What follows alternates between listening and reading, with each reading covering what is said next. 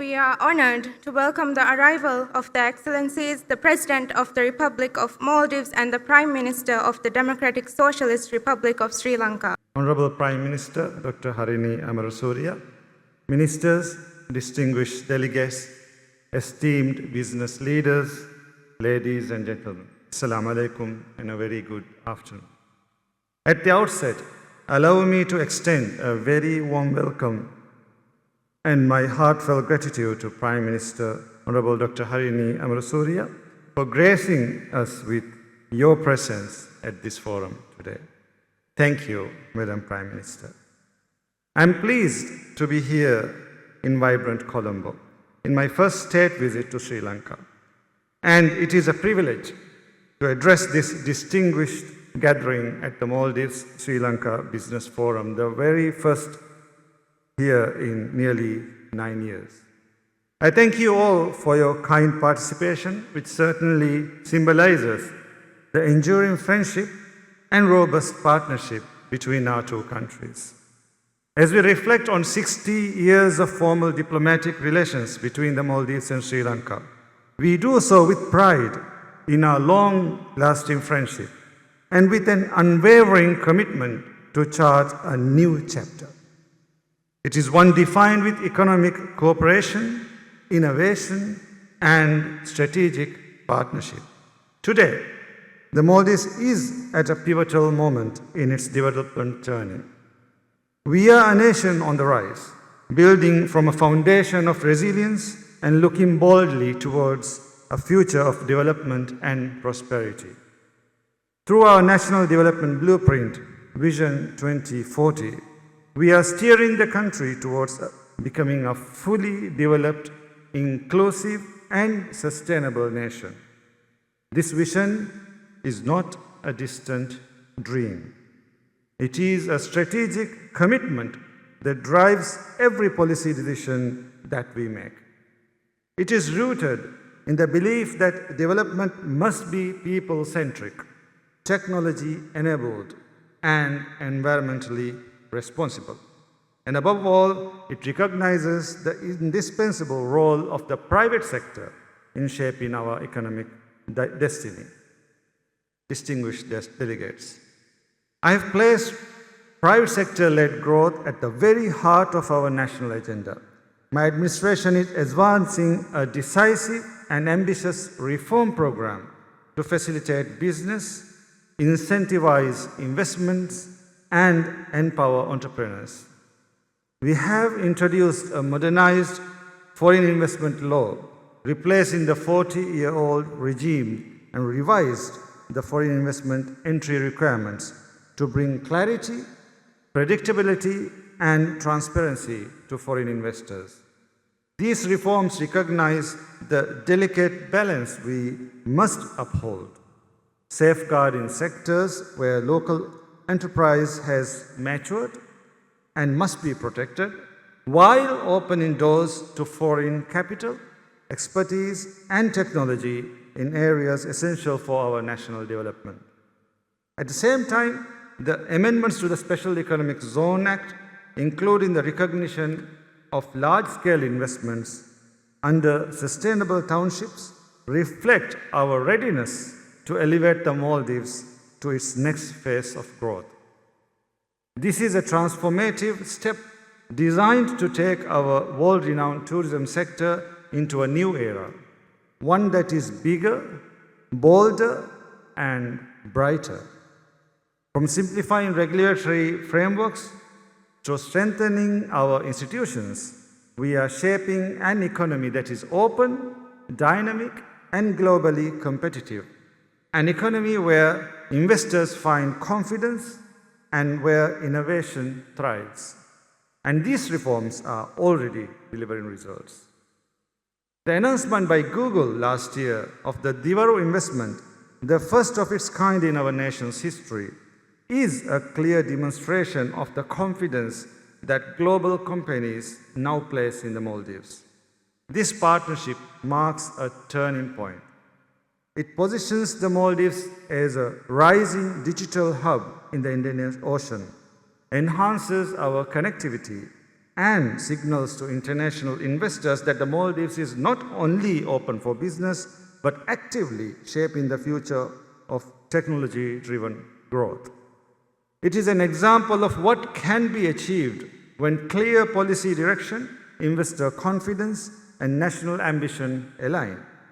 It is with these early results that I say with confidence that the Maldives is open, ready, and determined to build meaningful partnerships that shape our shared future. This transformation that we seek is not inward-looking. We look to our neighbors and global partners gathered here today to join us in creating a more resilient, connected, and prosperous Indian Ocean region. Sri Lanka's proximity, capacity, and long-standing familiarity with the Maldivian market positions the country as a central partner in this journey. Sri Lanka businesses already play an essential role in our tourism, construction, and services sector. And to the many international companies operating out of Sri Lanka, your presence here uniquely positions you to explore promising and lucrative opportunities in the Maldives. My invitation, therefore, extends to everyone to collaborate with us on infrastructure development, to partner with us in advancing sustainable tourism models, and to join us in expanding cooperation in sectors such as digital innovation and food security. We welcome investments that contribute to our progress, not only as capital, but as knowledge, experience, and long-standing partnerships.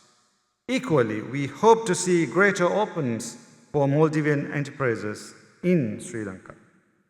Two-way investment flows are essential for a balanced and durable economic relationship. Maldivian businesses are increasingly seeking opportunities abroad, and Sri Lanka remains a natural and strategic destination for their expansion. Ladies and gentlemen, as we look ahead, it is clear that our cooperation must also reflect the evolving realities of our region. The Indian Ocean is our shared lifeline for our economies, our people, and our future. Its stability, sustainability, and resilience are fundamental to the prosperity of both our nations. For the Maldives, as a small island developing state, these issues are not abstract.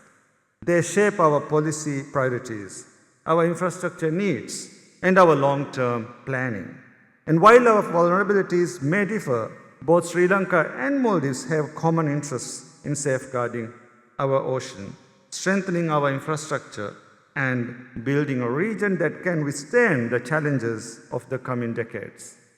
This is why I believe partnerships such as ours must go beyond traditional trade and investment. They must embrace resilience, environmental, economic, and infrastructural. They must drive innovation in the way we design cities, ports, energy systems, and tourism for a changing world. And they must be anchored in shared responsibility and shared leadership across our region. In this effort, I see Sri Lanka not just as a neighbor, but as an indispensable partner, a country whose expertise, talent, and capacity can help shape a stronger and more sustainable future for the Maldives and for the wider Indian Ocean community. This forum is a place where these possibilities take form, where ideas take shape and find like-minded partnerships, and where such partnerships lead to progress. Let us leave this forum with renewed commitment to build together, to innovate together, and to grow together. And let us reaffirm that through collaboration and shared purpose, we can create a future in which both our nations rise stronger, more resilient, and more prosperous. I thank you. Excellency Dr. Mohammad Muzu, President of the Republic of the Maldives, Excellency Adam, Minister of Foreign Affairs of the Republic of Maldives, Excellency Mohammed Saeed, Minister of Economic Development, Transport and Trade of the Republic of Maldives, Excellency Ahmed Shiam, Minister of Fisheries, Agriculture and Ocean Resources of the Republic of Maldives, our own Minister Krishanta Abesena and Sunil Gamage, Excellency Masood Imad, High Commissioner of the Republic of Maldives, honored guests, ladies and gentlemen. Let me begin by thanking His Excellency the President of the Maldives for the invitation extended to me to attend this forum. I would also like to thank the Ministry of Economic Development, Transport and Trade of the Republic of Maldives and the High Commission of Maldives in Colombo for organizing this forum, which would pave the way to further enhancing the strong bilateral ties and economic cooperation between our two nations. The presence of many dignitaries, senior officials, and business leaders of both Maldives and Sri Lanka shows that our relationship has always been anchored on the foundation of respect, goodwill, and friendship. Excellencies, the Maldives and Sri Lanka have always been steadfast friends. We enjoy a long-standing relationship shaped by our shared culture, strengthened by trust and our Indian Ocean heritage. Economic growth, climate resilience, and sustainable development are some areas that we have worked closely as partners in regional and multinational fora, promoting issues of mutual interest and concerns.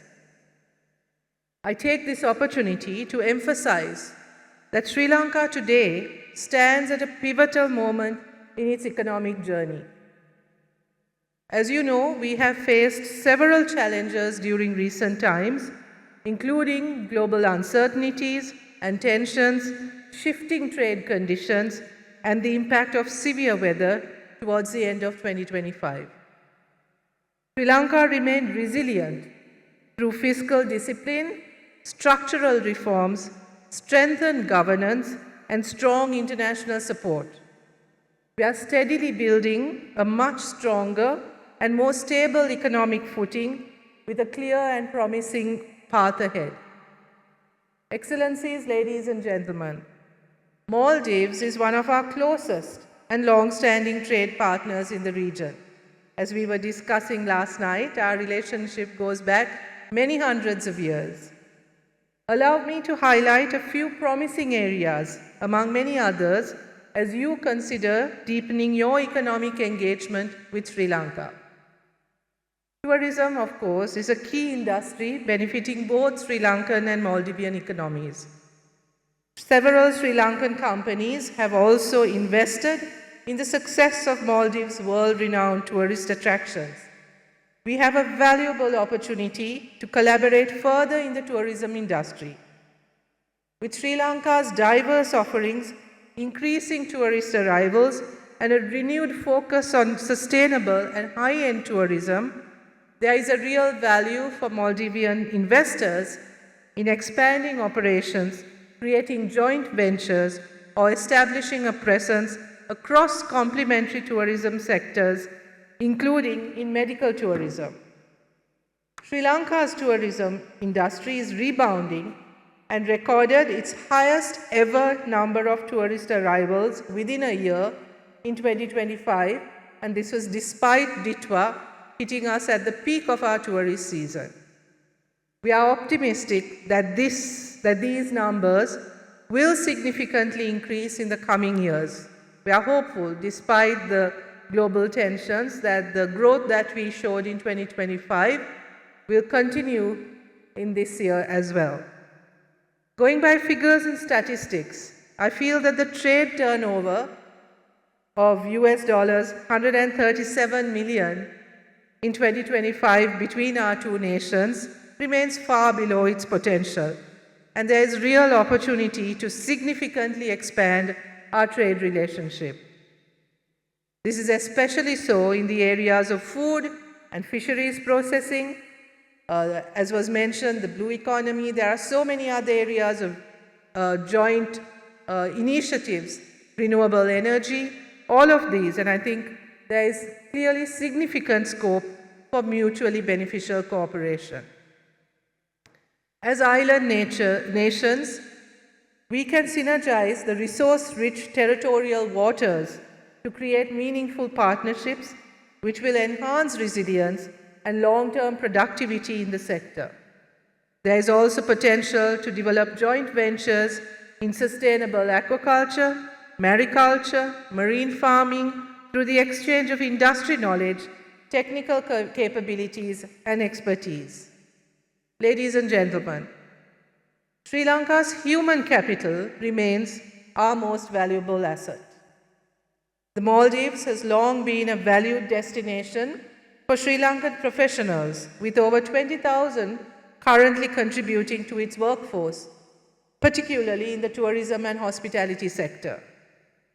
We appreciate the assistance and welcome given to Sri Lankan expatriates, which contributes to the enduring friendship between our two countries.